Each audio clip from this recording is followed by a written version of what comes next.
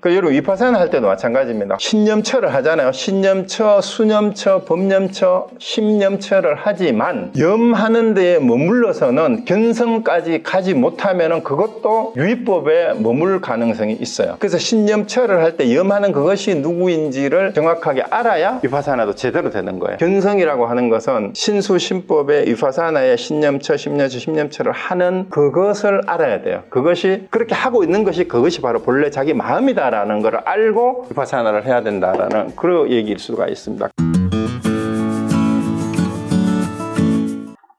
그래서 마음은 이 말이죠. 여기서 제가 여러분 나누어 드린 프린트에는 이렇게 마음의 량은 제가 이렇게 써놨는데 이거를 마음의 기량으로 바꾸는 게 좋을 것 같아요. 심량이에요. 심량 광대. 마음의 기량은 광대하여 응용이 무궁하다. 눈에 응하여서는 빛을 보고 귀에 응하여서는 소리를 듣고 코에 응하여서는 냄새를 맡고 혀에 응하여서는 맛을 알며 나아가 행하고 모든 것이 다 스스로의 마음이다. 어느 때든지 언어의 길이 끊어진 것이 바로 스스로의 마음이다. 이게 자심이죠, 자심. 자, 그러니까 우리가 안입이 설신이에 응해서 보고 듣고 느끼고 냄새 맡고 하는 것을 판단하는 게 다 마음의 기량이다 이 말입니다. 그게 다 마음이죠. 그래서 이것을 뭐라고 표현할 수가 없는데 어떤 식으로 표현을 하든 그것이 다 마음이 하는 일이다 이 말입니다. 그것이 바로 자기 마음이다라는 그 얘기예요. 그 일체 시중에 언제 어디서든지 이 말입니다. 어느 때든지 말로는 도무지 아무리 설명하려야 막 끝이 없고 그래서 말로는 까꾸러지게 설명할 수 없는 그게 바로 자기 마음이다. 이 마음을 떠나서 아무것도 없다라는 얘기예요. 그 다음에 그래서 열의 모습은 다함이 없으며 지혜도 그러하다 하시다. 모습이 다함이 없는 것이 곧 스스로의 마음이다. 마음이 능히 모든 것을 이때도 요 마음을 여기서 마음을 여기 원문이 뭐냐면 심식이에요. 심식. 그때 마음의 인식이라고 번역을 하는 게 좋겠어요. 그냥 심식으로. 심식은 마음의 인식이 능히 모든 것을 잘 분별하고 심식선 능분별 일체 요거예요. 능히 모든 것을 잘 분별하고 나아가 행하고 움직이는 모든 것이 다 지혜이다. 마음은 형상이 없고 지혜 또한 다함이 없다. 자, 여기 그걸 고치세요. 셋째 줄에 마음의 인식이 능히 모든 것을 잘 분별한다. 여기 심식이 앞에는 뭐가 나왔어요? 앞에는 심량이 나왔잖아요, 그죠? 이게 이걸 마음의 깃틀로 번역을 하고 여기서는 이제 마음의 인식이에요. 마음의 인식이 이제 열의 모습도 열의 모습이라는 것도 정해진 게 없다 이 말이에요. 그러니까 부처다, 깨달음이다, 성인이다, 도인이다 하는 게 어떤 특정한 모습이 우리가 흔히 불교인들은 부처님은 뭐 30 이상 80 종호를 갖추었다 이렇게 얘기를 하지만 그런 말들에 끄달리지 말아야 말이에요. 부처는 30 이상 80 종호를 갖춘 게 아니고 우리 일체 모든 중생의 모습으로 다 올 수 있는 게 부처예요. 그 말이에요. 일체 중생이 부처다라고 했으니까 모든 중생이 다 부처 아닌 바가 없으니까 일체 모든 중생의 모습이 그대로 부처의 모습이니까 다함이 없다라는 말이 큰 말입니다. 지혜도 그렇다라는 얘기죠. 그래서 모습이 다함이 없다는 건 특정한 모습이 없다 말입니다.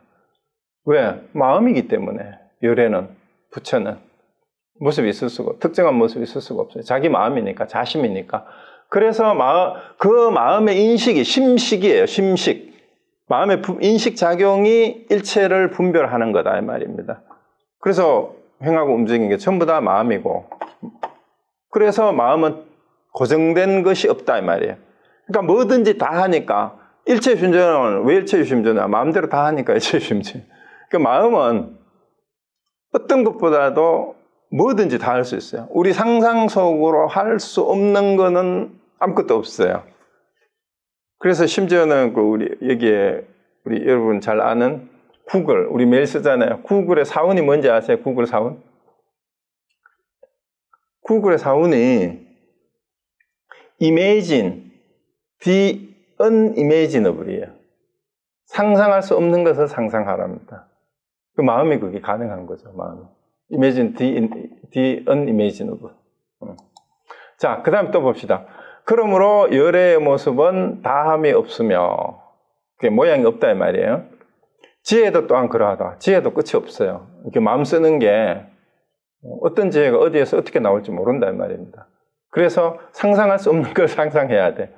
4대로 이루어진 육신의, 이게 우리의 몸뚱이를 말하는 거예요. 현실에서의 몸, 지수화평의 요소로 뭉쳐져 인연화합으로 이제 이 몸은 번뇌의 몸이므로 생멸이 있지만, 우리 육신은 지금 늙어가잖아요. 조금만 피곤해도 눈이 캥하고 이제 피곤하고 그렇습니다. 그래서 제가 지금 며칠째 잠을 좀 제대로 못 잤어요. 왜 그러냐? 이제 저쪽에 플로리다를 갔다 왔는데, 이게 26살 나는 조카가 갑자기 죽었다는 연락이 왔어요. 심장마비로. 그래서 거기 가서 장례 절차 마련하고 화장 일정 잡아놓고, 화장도 안 되게 다음 주 수요일 또 가야 되는데, 그런데 이제 애 엄마는 재수 씨죠. 이제 여동생이 둘이 있고, 그 다음에 한국의 애 아빠가 지금 항암 치료를 하고 있어. 그것도 림프종으로. 그 중증이야. 근데 애 아빠한테는 아들이 죽었다는 얘기를 하지도 못했어요. 근데 그 얘기를 일단 알려주고 장례도 치르고 해야 되는데 어떻게 처리해야 될까 하니까 아무리 생사가 뜬구름 같고 생사가 본래 없다라고 지금 제가 강의를 맨날 하고 있는데도 참 그 오해를 하는 조카들하고 그 재수 씨하고 그다음에 한국에 아들이 그런 줄도 모르고 항암 치료하고 있을 동생 생각을 하니까 잠이 제대로 안 오더라고. 그거는 육신이에요. 육신이 하는 번뇌가 이게 며칠만 잠을 못 자니까 이렇게 캥하고 목이 이렇게 잠기고 이렇게 되는 거예요. 이게 이제 생멸이 있다라는 말이에요. 우리 4대로 이루어졌으니까 육신은 그럴 수밖에 없어요. 내가 아무리 견성을 하고 생사는 본래 없다라는 얘기를 떠들고 있지만 내 육신의 한계는 그대로 바로 내가 받는 거예요. 근데 법신은 그럼에도 불구하고 법신은 항상 머무르는 바가 없어서 열의 법신은 항상 변하지 않는다. 그 마음은 내가 죽어도, 내가 아무리 슬퍼해도, 내가 아무리 기뻐해도. 그러므로 경에 이르기를 중생은 불성을 본래 스스로 가지고 있다는 것을 알아야 한다. 가서 또 다만 그 본성을 깨달았을 뿐이다. 그러니까 이제 여기서 왜 갑자기 가섭 얘기가 나오느냐. 부처님이 그것을 깨닫고 가섭에게 전해줬다 했잖아요. 그래서 이신전심으로 전해져 온 것이 달마도 내가 그걸 받아왔다 이 얘기를 하기 위해서 가섭의 얘기를 꺼내는 거예요. 그 본성을 깨닫을 뿐인데 지금 달마가 얘기하고 있는 건데 나도 그걸 깨닫을 뿐이고 결국 내가 하고 싶은 얘기도 그 본성을 깨달으라, 견성하라 이 얘기 지금 하고 있는 거다 이 얘기예요. 그걸 깨달으면 슬프면 슬픈 대로 기쁘면 기쁜 대로 이 일이 일어나는 거는 수연행을 하면 돼. 수연행이 뭐예요? 현상계에서 어떤 인연에 의해서 일이 벌어진 거예요. 사건이든 사고든. 그 인연 따라 그때 상황에 맞게 수연, 인연 따라서 거기에 맞게 행하면은 그게 수연행이 되는 거예요. 그런데 우리 번뇌의 몸인 육신을 우리가 이제 앞에서 우리 성가나 불교를 공부를 잘못한 사람들이 그러면은 마음만 깨달으면 다 되기 때문에 몸에 대해서는 별로 신경을 안 써도 되는데 라고 얘기하고 함부로 막행막식해도 되느냐. 그게 아니라는 얘기예요.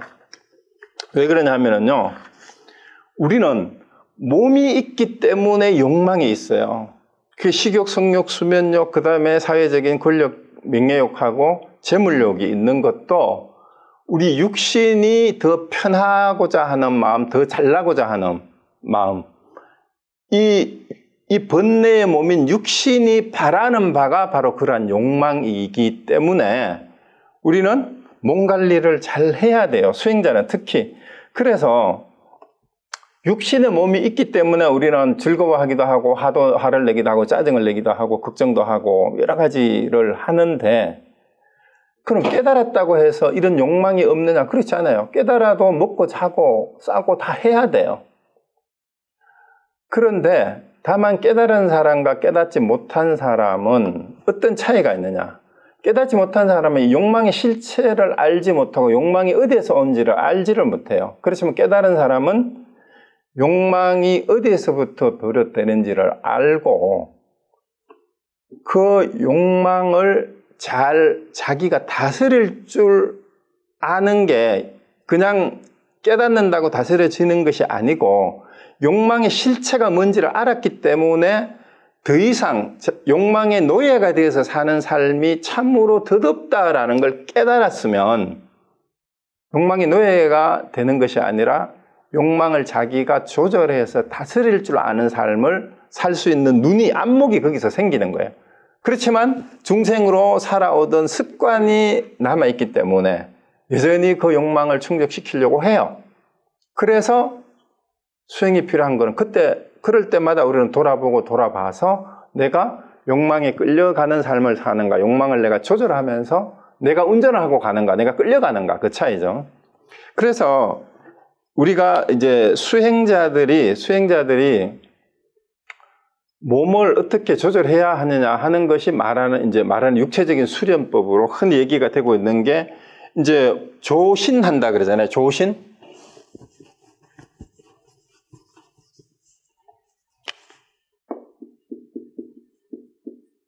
이 조절한다라는 뜻이에요. 이 조신을 하는데 몸을 조절하는 방법 가운데의 첫 번째가 뭐예요? 먹는 걸 잘 먹어야 돼. 이게 조식이에요. 그게 조식. 그 다음에 호흡 수련이 그게 조식이에요. 숨쉬기를 잘 해야 돼. 누가 건강을 위해서 운동하는 거 있냐 물어보면 나 숨쉬기 운동밖에 아무것도 안 해요 라고 하는데 사실은 숨쉬기 운동이야말로 가장 좋은 운동이에요. 이게 호흡 수련법입니다.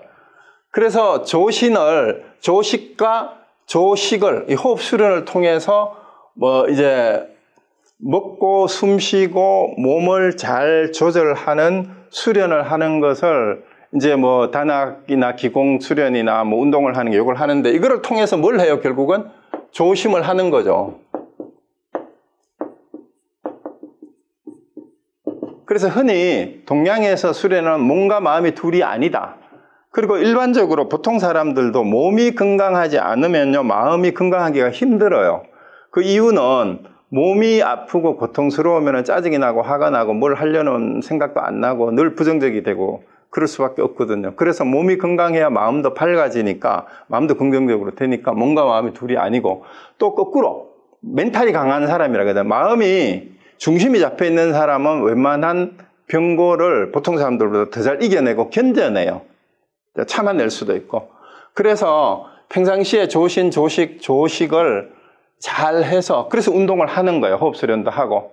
그렇게 해서 마음을 다스려 나가는 건데 이것이 상호작용을 이제 해야 되는 거죠. 이 한방에서도 그런 걸 얘기하고. 그러는데 문제는 요즘 일부 수련단체에서 이 몸으로 하는 조식을만 잘 하면은 신선이 돼가지고 1000개의 입문을 하네, 0개의 입문을 하네 이러면서 그것이 마치 도를 깨닫는 길인 것처럼 혹세무민하는 단체들이 엄청 많아요. 자, 호흡 수련과 먹는 거 잘 먹고 몸을 수련을 잘 하면은 마음이 안정이 되고 힐링이 되고 그러는 수가 많습니다. 그렇지만 그건 어디까지나 앞에서 얘기했는 유의법이에요. 유의법. 인과법이에요. 조심만 통해서 궁극적인 깨달음을 얻을 수가 없어요. 견성하지 못한 채로는. 그래서 견성한 사람도 이걸 해야 돼요. 몸 관리를 제대로 해야 됩니다. 몸 관리 해야 되지만 몸을 관리하고 호흡법 수련만을 통해서 견성이 되는 건 아니에요. 여러분 위파사나 할 때도 마찬가지입니다. 호흡 수련을 하고 느낌을 관찰을 하고 그러니까 신념처를 하잖아요. 신념처, 수념처, 법념처, 심념처를 하지만 염하는 데에 머물러서는 견성까지 가지 못하면 그것도 유의법에 머물 가능성이 있어요. 그래서 신념처를 할 때 염하는 그것이 누구인지를 정확하게 알아야 위파사나도 제대로 되는 거예요. 그래서 견성이라고 하는 것은 신수신법의 위파사나의 신념처, 심념처를 하는 그것을 알아야 돼요. 그것이 그렇게 하고 있는 것이 그것이 바로 본래 자기 마음이다라는 걸 알고 위파사나를 해야 된다라는 그런 얘기일 수가 있습니다. 그래서 일부 수련단체 보면 사람들을 이 유의법을 가지고 몸의 육체의 수련을 통해서 깨달음으로 도인이 될 수 있다라고 하는 그런 수련단체들이 많은데 착각이자 이게 바로 망령된 견해예요. 그게 망령된 견해. 4대로 이루어진 육신을 가지고 해탈을 하고 영생을 한다라는 것이야말로 사이비도 아니에요. 그거는 사이비는 흡사한데 아니다라는 뜻인데 그냥 말 그대로 삿된 무리의 사도예요. 사도. 자, 그래서 착각하시면 안 됩니다. 그 수행자들은 다시 한번 말씀드리면은 욕망이 없어지는 게 아니고 육신이 있는 한 욕망은 있지만 그 욕망을 어떻게 조절하고 다스려 나갈지를 그 실체를 안다라고 얘기할 수 있습니다. 그러니까 이제 유의법에 매여 가지고 끄달려 가는 것하고 견성을 해서 본내의 몸과 본래 마음이 어떻게 다른지 법신을 아는 사람은 그 욕망을 실체가 없음을 알아서 다스려 나갈 뿐이다. 근데 그 다스리는 것은 자기가 모구행을 해 나가는 과정에서 얼마든지 어려움에 이제 봉착할 수가 있어요. 그래서 그걸 스스로 극복해 나가는 것이 바로 수행이다. 이렇게 말씀드릴 수가 있습니다. 자, 그래서 이제 마음은 항상 우리가 말하고 쓰고 움직이는 가운데 있기 때문에 응당 머무는 바 없이 그 마음을 내는 게 아니라 마음은 원래 머무는 바가 없어요. 응무소주 이생기심이라 그랬는데 응당 머무는 거 없기 때문에 그 마음은 저절로 일어나는 거예요. 그래서 그 마음을 쓰는 것이 이제 응무소주 이생기심 하듯이 그렇게 마음을 쓰면 되는데 이 얘기를 금강경에서도 얘기를 하고 이제 선사들이 이런 얘기들을 와서 지금 달마대사가 이렇게 얘기하고 그 다음에 이거를 달마대사의 얘기다라고 해서 이제 후대에 선종에서 이제 혈맹론이라고 이름을 붙여서 유포를 했던 이유가 바로 당대 중국에서 선불교의 이 선사들이 가지고 있었던 시대적 소명이자 사명감이었어요. 그 선불교가 다른 어떤 종파나 다른 종교보다도 위대한 그런 특성이 있다면 바로 그거예요. 선종이 이제 대두되기 전에 중국은 이미 정토종과 교정이 많이 들어와 있었어요.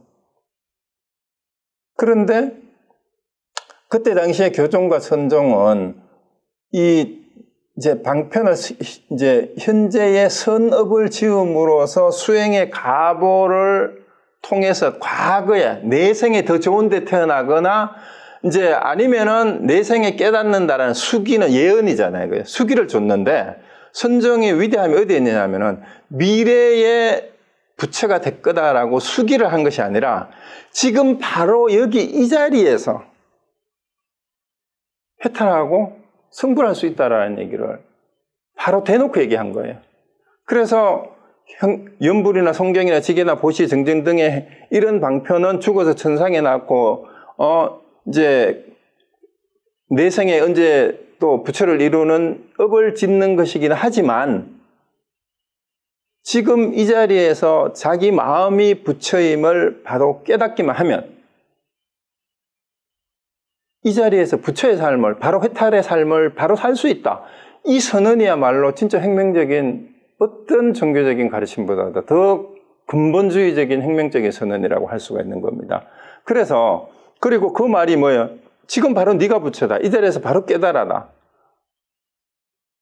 이렇게 가르치는 것보다도 우리 모든 사람들에게 더 자존감을 높여주는 가르침은 없습니다. 네가 부처다. 지금 이 자리에서 바로 깨달아라. 지금 여기가 있는 그대로가 진리다라고 네가 서 있는 자리가 바로 그 땅이 바로 진리의 자리다라고 가르치는 가르침이 세상에 하나도 없어요. 이렇게 직설적으로 얘기하는 데가 없었어요.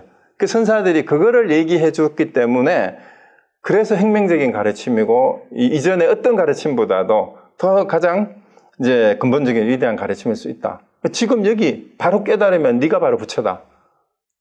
그게 바로 자기 마음이다라고 이렇게 가르쳐 준 거잖아요. 이거보다도 인간의 자존심을 인간의 존엄성을 더 당당하게 밝혀준 가르침이 그 이전에 없었죠. 그죠? 다들 그냥 비유로 이렇게 빙빙빙 돌려서 변증만 올렸을 뿐인데 이 선사들은 단도직입적으로 직지인심해서 그냥 바로 네 마음이 부처다라고 여기서 바로 깨달으라 이렇게 얘기를 했잖아요.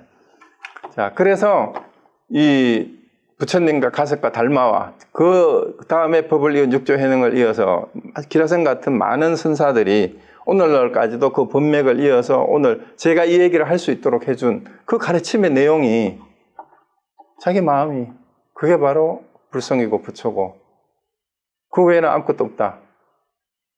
다른 데 찾지 마라. 이 당당한 가르침을 전해준 거예요. 그래서 최고의 가르침이라고 얘기를 하는 겁니다.